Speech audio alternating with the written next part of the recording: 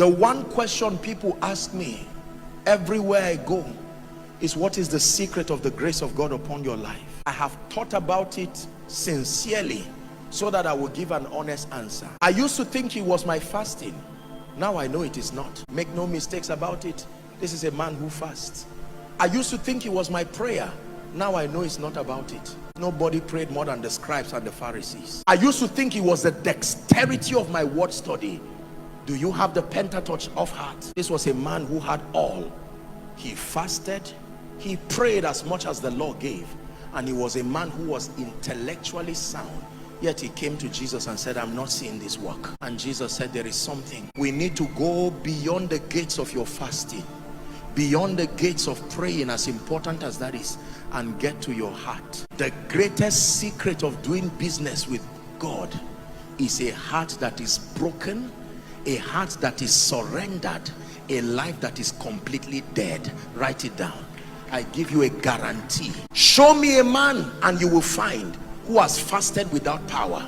Show me a man and you will find who has prayed without results. Show me a man and you will find who has studied without results. But show me a man who is broken and dead. I will show you a man who has found the fountain of power, who has relevance with God. Please listen to a key that I give you tonight. I am not in any way downplaying these spiritual exercises, but we live in a world where we have built monuments around these things, and we have confused the generation because many of them have done these things well-meaning, like the rich young ruler, yet they have found out that that power did not come, and they are asking questions. That's why they may seem to suspect anybody carrying it, because they are saying, I've obeyed everything you said.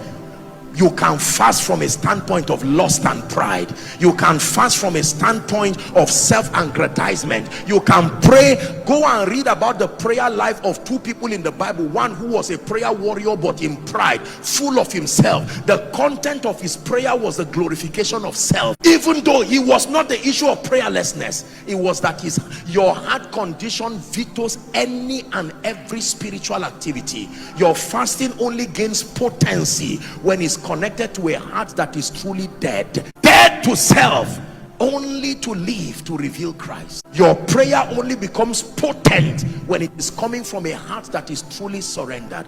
I submit to you the greatest secret behind the hand of God upon my life.